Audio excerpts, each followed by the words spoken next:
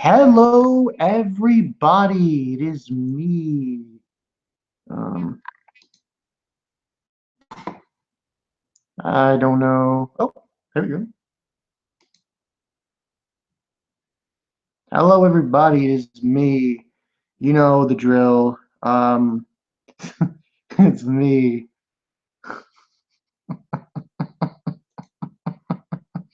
I haven't done these in a while. This is Bonkai 922 with Game of Thrones live stream. Yeah, they're back. Yes. I just did. Well, no one's watching this. So I shouldn't say anything. Oh, someone's watching. I just did Civil War review. Saw Civil War today. Then we're gonna talk about Game of Thrones. I don't think anyone's going to show, so I think this might be a solo for me tonight. But I will try to see what happens. But I'm gonna wait a little while before I jump into what happened in this episode. I'll wait a little while longer. I don't think anyone's going to show though. I only sent it to two people because what was it? Rick? No, no, that me Rick. He's working late, so he can't do it. Steve, some X-Wing can't do it, so I sent it to what? Shot Red and Buzzboy. But you know what? Let me start off. So this episode, Oathbreaker. Um, I'm sorry, but it's just too much hype. It's just too much. Okay, so let's start with what happened with where do I start? Oh God, let's start with Bran. Let's start with Bran. Yeah, let's start with Bran. His plot line seems to be a lot easier to go through than the rest. So pretty much, Bran is still with the Raven, the three-eyed Raven, and he's showing him past scenes of, more importantly, scenes of his father, Ned Stark. So we get a scene where he's with this other guy, and they fight this guy named Reed, who is part of. This is actually during the time of after the Mad King's been defeated, supposedly, and I don't. This was kind of weird for me. Now, the Three-Eyed Raven keeps telling Bran not to dive in too deeply, because if he dives in too deeply, he will be lost. So what transpires during this scene is he sees a scene where supposedly this guy, who's a very tough opponent in swordsmanship, fights Ned. And supposedly Bran was told by his father, Ned Stark, that he defeated him by himself. That's not what happened. In this scene, actually, we see him struggling because this guy's actually holding two swords, and he needs help. He gets help from this guy to stab him in the neck, and then he cuts him. And that scene was just like that. And then Ned goes off to hear this scream in the tower, and Bran wants to go follow him, and supposedly he hears him. Yeah, he sees, like, he looks behind him, Ned, and it's the illusion of that Bran is there, which is kind of weird that he sees him. I found that very strange. But that happens, and then he goes off in the tower, and then we basically have the whole premise of saying, this is Bran's like frustrated. I understand. If I was a cripple and this old guy in a tree was telling me all these things, it's like I don't want to. He's basically telling Mox Vine Sido. Anyone who doesn't know who Mox Vine Sido is, look up 3 Days of the Condor. Anyway, and he says, I don't want to be like you and all that stuff. So this is a very frustrating plot line, I think, because Bran wants to start doing stuff, and all that's really happening is the three-eyed raven is showing him scenes of his past. So he's frustrated, he's frustrated and he's upset, and I get that feeling. It's very, very prominent throughout this situation that he's in. So we get that. Let me look at the comments before I go diving into more shit. What we got here? Oh,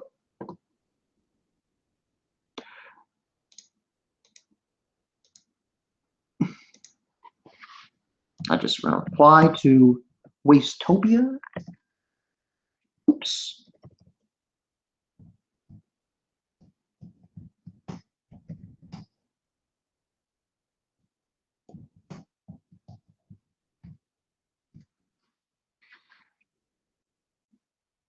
Okay, so yeah, so that's basically what transpired with Brent. Now, all right, let's get into fucking John. All right, let's get into this because I can only stand the excitement for too long. This was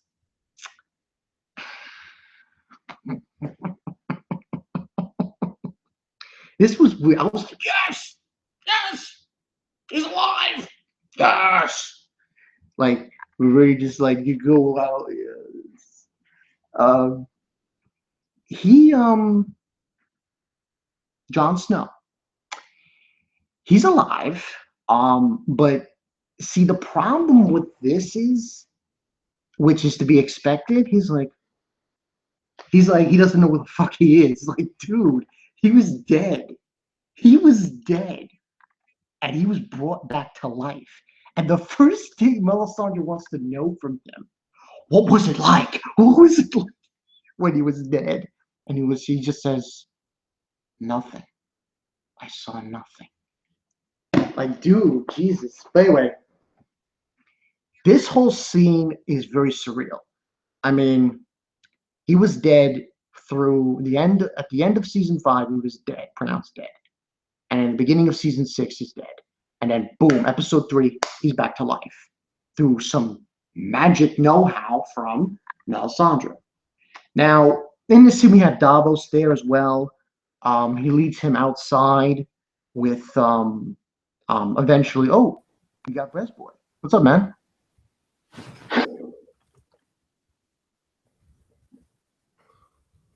Okay, 1 minute, gotcha. But yeah, basically, he leads him outside. Eventually, he leads him outside, and he like the one who's like the head wildling. I forgot his name. The one with the red beard. He tells him that they're treating him like a god because he came back to life. It's so ridiculous. And he made a joke to him saying about the size of his dick. That was too much. That was too much. But anyway, saying because they treated him like a god. Now the rest, that whole scenario in Castle Black resulted in basically John having to do away with the ones that killed him in the first place, which was Alistair and his goons, his 2 goons in that. Listen, I'm sorry, people. I have no sympathy with that little kid. I'm sorry, but your mom and dad, okay, they were killed by wildlings, but no. West, the fate of Westeros is a lot more important than what you have going on with your parents. I know it's heartless, but come on, deal with it. Deal with it.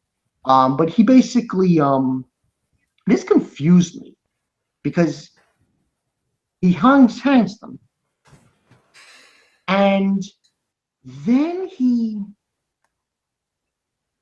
tells one of the men who he'd been with for a while to take his coat and to rather burn it or do whatever with it, and says that his watch is over, and he walks out.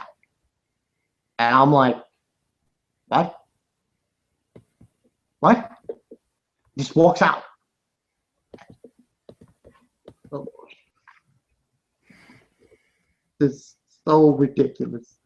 That is just totally just like, why? But that whole scene just threw me off for a loop. Hi. Hey, I can hear you. How are you? I'm good. But yeah, it just threw me off for a loop, and I'm like, oh man, I did not. I was just like, I guess it was because of the fact that he came back to life, and now killed these guys that they're ones that killed him. I guess that's why, but it just seems so ridiculous. But His we vows had were it. till death. His vows were till death, and he died. So now he's Right, freed of that's his right. vows. Yeah. So that's why he said his watch is over. Now, Mhm. we go there for Jon Snow. I have no idea because it's just like, what now? Because it becomes very apparent from the preview that it seems like, okay, Sansa, she's on her way. Ramsay's going to be on his way. It's progressing in a very fast motion. But there was that. I already talked about the Bran thing, and I just Uh-huh. talked about the Jon Snow thing. We get Sam in this episode. Man, it's been a while since I've seen Sam. That was really Sam, boring to me. yeah, it was Yeah. like basically they're on a ship and they're going south, I think. They are, yeah. They're going south. Yeah, they're going south and they're having a conversation about what's going to happen to little Sam and Gilly. It seems like Sam's content on sending her to Old Town, of that Mhm. area. Because if he sends her to the other place, they don't allow women. So that's a problem. So he's content on doing that because he wants to basically be a maester and try to help John and Gilly and that whole everything Yeah, else. he's sending her to Horn Hill, which is where his like parents are. Yeah, Horn that's the way. Hill, Yeah, like point out. what's it called? Horn Hill is a castle that's like loyal to the Tyrells.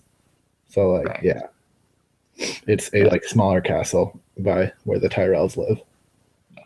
But that was a short scene. There was really nothing much with that. Had Danny. Oh God, Jesus. Daenerys with the fucking widows. I'm like, widows? This is what we're gonna do? Yeah. I Daenerys, know. Mother of Dragons, a widow with a bunch of other widows in this. It wasn't even a temple. It was a fucking hut. It was a hut. Mhm. Freaking hut. Like, really? Yeah. I was just like, okay. But actually, this actually, the Daenerys thing, with Daenerys, that was. But after that, actually, I was interested in because we got to see Varys, and he was actually can't call it an interrogation. I call it an interrogation of the one who was with the harpies, the whore, woman. Okay. And he begins to tell her about her situation, about if you tell us about the harpies, you're gonna die because she says they'll kill me, and if I don't tell you, I'll die anyway. So he gives her a way out, sort of similar to the situation in King's Landing, which I found that very funny. With Tyrion and everything. It was Yeah. kind of Yeah. the same situation. But basically gives her a way out by giving her silver and everything, and for her son. And when then we have Tyrion trying to talk to those two. That That was was funny. awkward. That was so fucking awkward. Like, oh, let's play a game. You know when Tyrion was talking about the game that he played, and Yeah. that was the same game he played in season 2 with Shay and Braun before the bed. Oh, right, right. Yeah. It was so freaking awkward. Eventually, Varys comes back and he explains that apparently the Sons of the Harpy are being supported by 3 different areas. I forgot the name of those. One of them is Asta a Corrigan and Volantis, yeah. yes. One of them is actually slavers who, slaves. And these three areas are what's controlling the harpies and giving them funds and telling them what to do. So they are basically planning a way to strike back at them, and that's basically what this whole scene is. Um, don't really know how they're going to do this, but they're going to have to find a way to do it from their explanation. And what was funny about this scene, excuse me, was after we saw this scene, we jump right into King's Landing and we get his little birds. Well, we find out what they are. Children. Poor little children. I ain't passing any judgment, but when a man, okay, he doesn't have anything down there, but still, that was weird. That was weird. Listen, man, I'm not judging, but shit. Little boys and girls? Is your bird? Well, all right. I guess it's just weird that way. We get that, and we basically have the little birds, children, with the new the maester that's there. And then in comes Zombie Mountain. That's so weird to say it that way. Zombie Mountain, Gregor, and Cersei and Jaime. And this scene goes into him telling them, the mister, that now has the birds and they're going to use it for for Cersei. And she says basically to say all about for them to go into Dorne, to go everywhere. Like she's not playing around. Now after the embarrassment she served with the High Sparrow and everything, she's gonna have these little children go and find out about everything. So this is no games right now, because after what happened in episode 2 and 1, you gotta figure there's no games need to be played here, because Dorne is on the move with what they've been doing. So that's basically the whole plot point about the little birds. Then she goes to the small council. It's like, that's not a small count. Well, okay, we got Marjorie's grandmother's there. We've got her father's there, Maester and the guy and everything. And we got Uncle, and the side there. But it really, it's worse to wear. And this whole situation results them getting up and leaving. Just Jaime and Cersei are the only ones in the room, and they all just get up and leave. That was pretty funny. Yeah, that was just so. But that basically happened. Then we basically have, after that, it's them staying in the room, and they were talking to them before they left about Dorne, and that we have to do something because they're going to come and kill them, pretty much. Give or take a few. Now, that doesn't really result. The other scene that happens in King's Landing is with Tomlin, which was kind of interesting because he comes in badass and all with his guards, trying to threat the High Sparrow and stating to him, "Oh, my mother, she already did this. She was parading through the towns through naked and everything, and so forth. And why does she have to continue this?" And he basically states that it's up to the gods, pretty much. I mean, this is the whole faith thing, and it's up to the gods and everything else. And he brings up Tomlin's grandfather, which I believe is Tywin. Yeah, and he was talking about Tywin. Yeah, he's basically stating that even Tywin would follow the gods as well. So, and that's basically how he turns it. Now, this doesn't result in anything. It just results in them having a conversation about it, and it doesn't really result in any actual things happening. This was actually a quiet episode when you think about it. The only real thing that happened major was involving, which I'm about to get into, Ramsey and John. I think those are like the only two major things. Well, there is the thing with Arya, Yeah, but just Arya was got the boring. fuck out of me. I'm like, the fuck? She's blind? No, she sees? What's going on here? But anyway, we had that thing with Tomlin. Let's talk about Ramsey. Okay. I hate this. Oh my god. Ugh. This piece of shit. Okay. So Ramsey's in talks with the ones who were with Stark, but are not anymore. Yeah, the Umbers is this house. The Umbers. Yeah, the Umbers. He's in talks with them. I like this guy, though. This Umber guy. I do like him. Not a Because fan.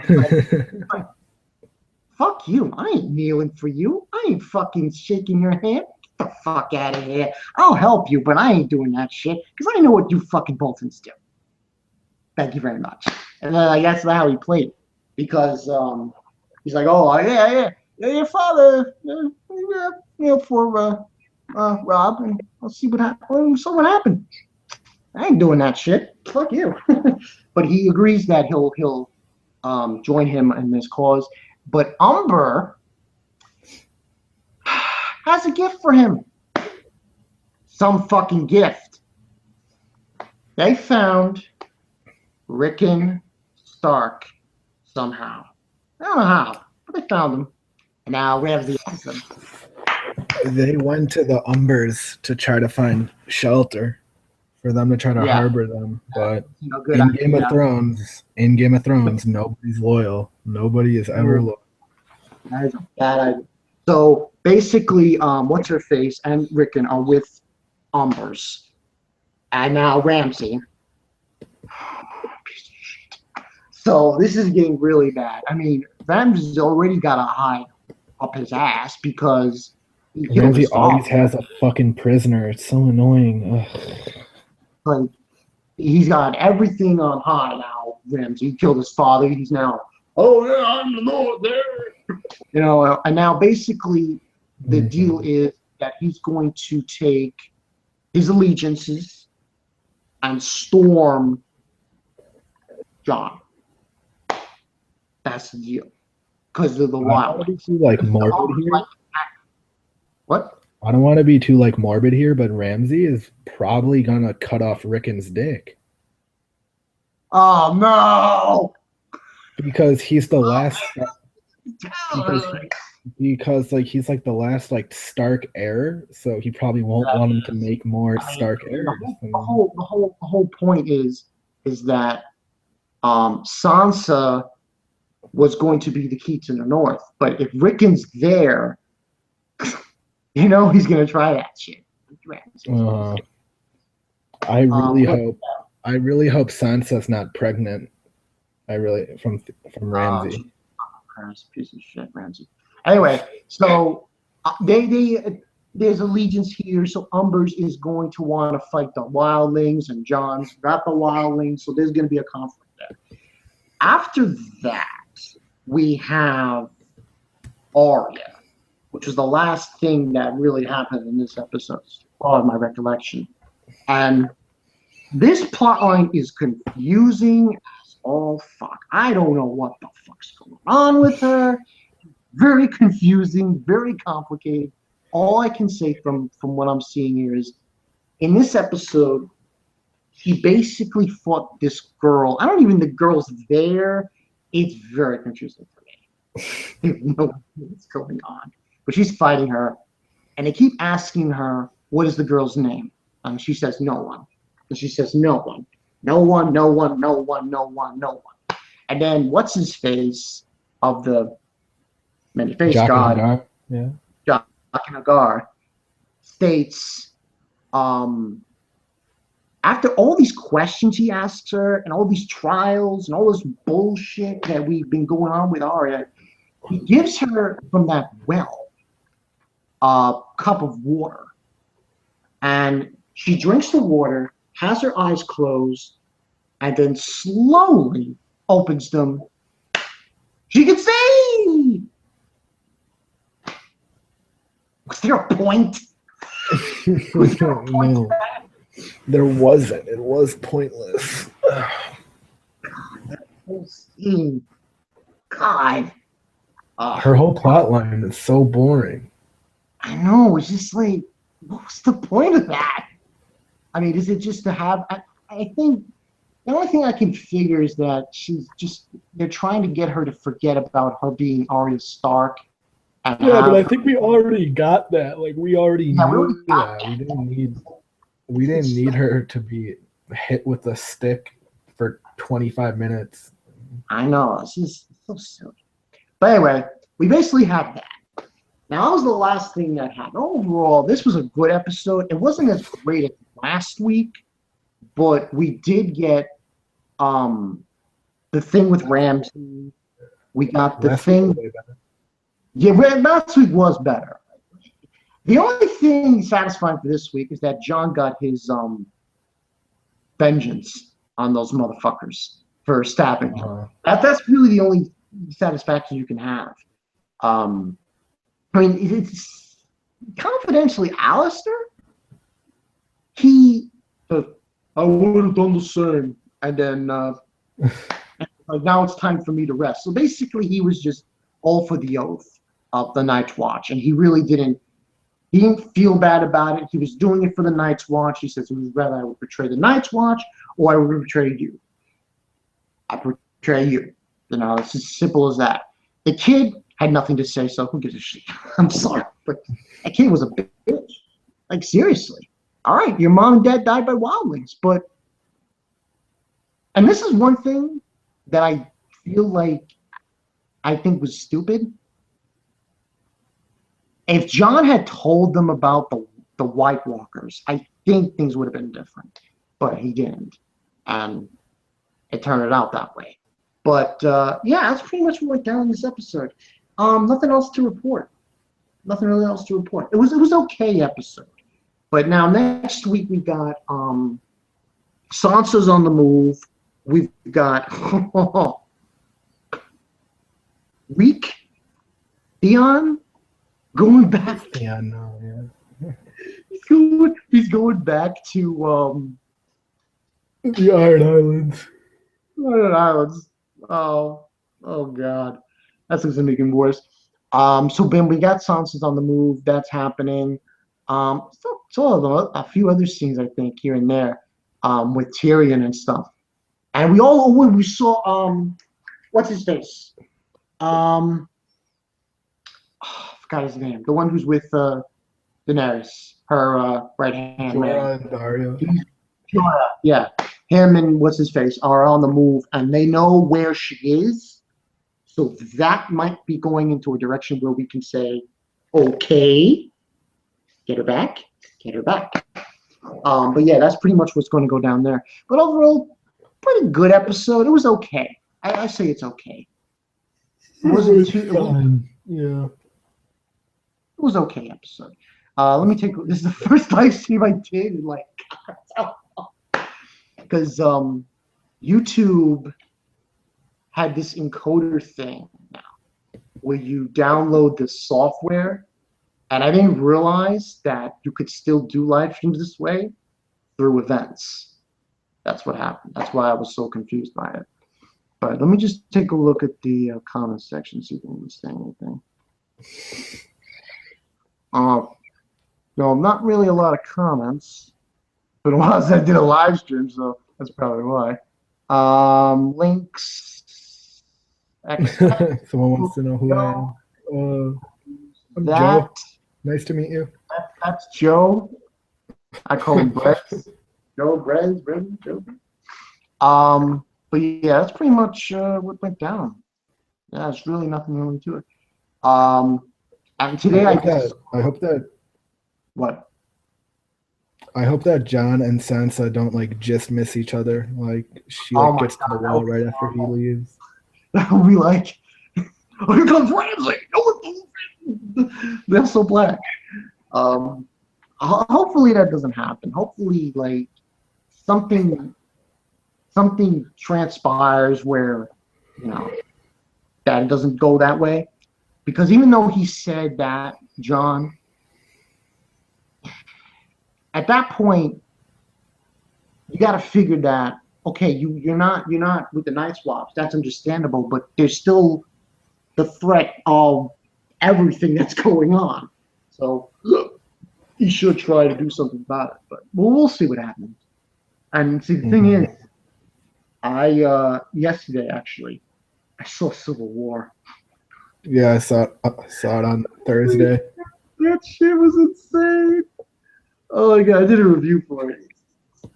It was really good. I'll watch it after this. Oh my god. I didn't upload it yet. I'll upload it after this. Oh, okay. Yeah. It was what it's what DC could have done. I'll put it that way. It could have been done. If DC had done what Marvel did, it would have been a bit better success. And it would have lasted longer at number one in the box office, I think. But it was just balls to balls, man. Spider-Man, Ant-Man, Black Panther.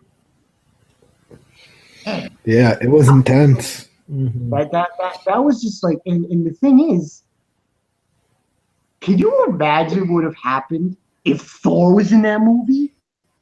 Yeah, he probably would have like made it too one-sided though. So yeah. It would have been too one-sided.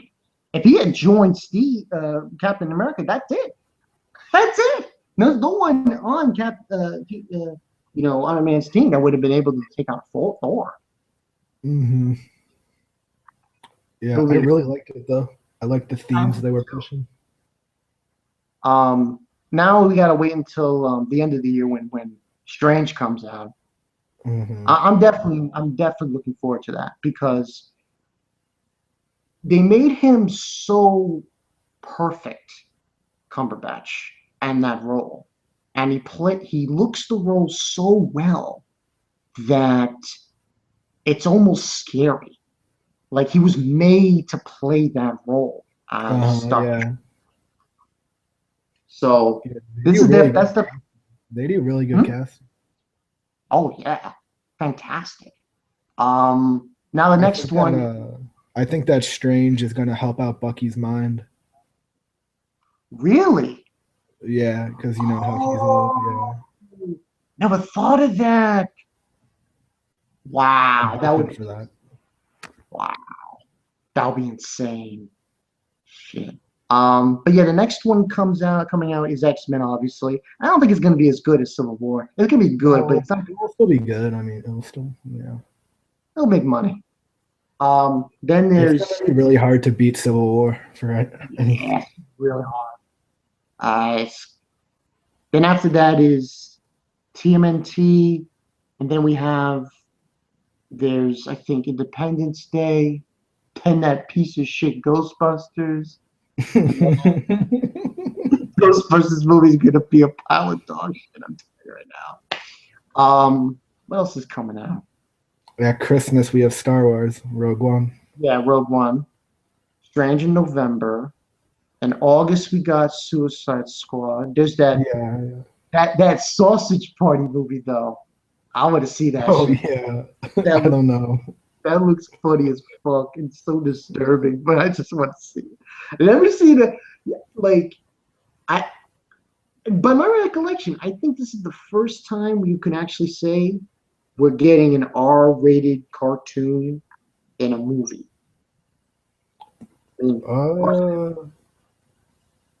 Well, like South Park, they had a South Park movie. That's true. South Park. Yeah, that's true. But this one is just, it's fucking crazy. Let me see. More comments. First time I do live stream like ages. Oh, what up, Shot Red? No, what's up? I guess you can want to join us. But yeah, that's pretty much it. This is gonna be a short one, guys. I don't think because I was on Facebook and Rick's at work, SMX Wings at work, so they couldn't do it. I mean, I would have asked I don't know who else to ask. It was just Joe and Shot Red because not nobody else I could have asked this live stream. Because I use Zoro has his live streams tomorrow night, late tonight. So I probably am going to end up joining that anyway and talk about that. The Game of Thrones in there. But yeah, I'm looking forward to the movies that are coming out. There's some pretty good ones. So.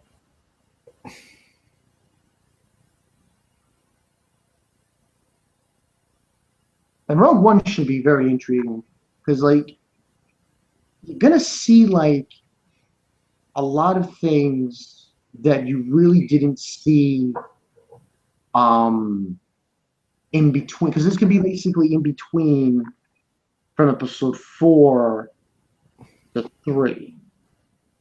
So you're gonna see a lot of intriguing plot points there. So. I guess I'll say this live stream for a little while longer. Anybody want any comments, questions, stuff? Someone commented, "Fuck Ali, that fucker deserved it." Yeah, he did.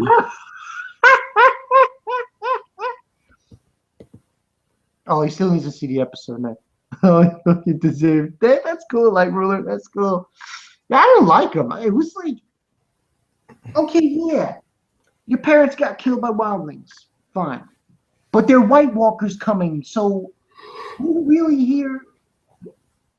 Come on, greater good, motherfucker. Greater good. You're not part of the greater good, so get on that noose. Oh, but yeah, so that's all I got for that. Yeah, and after this, I have to review. I gotta watch that Penny Dreadful episode. Oh, it's another series. It's another series that just completely blows Is my it mind. good? Is it really good? Yeah.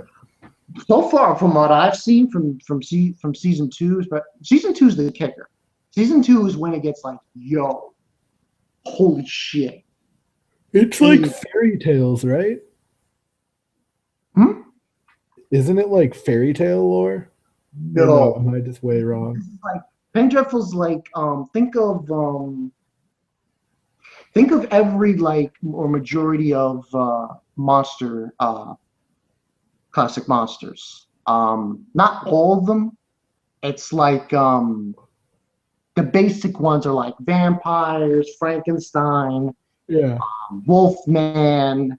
Not to spoil too much, but season 2 is when it gets was the season where I was like, holy shit, this is insane. Rick knows anime. Rick knows what I'm talking about. He told me about it. He's like, yo, I gotta watch this shit. Hypes the hell out of it. But yeah, that I gotta watch tonight. It's episode 2. I taped it. But yeah, if there's no more questions, anybody's got any more comments? Let me just see. Okay. It's pretty cool. Good to have a live stream, and stuff. Now, back with it.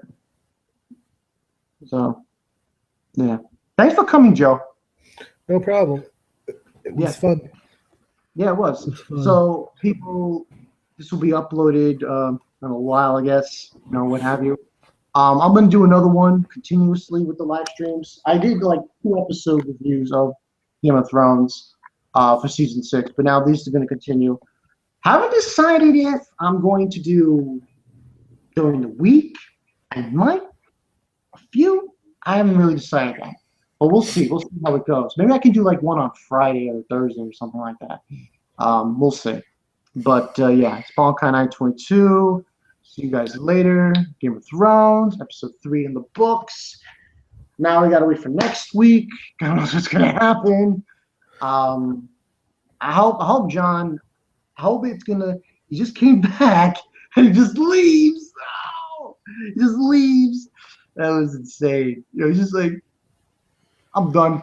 I'm out of here. So, thanks for joining. We'll see you guys later. Bye.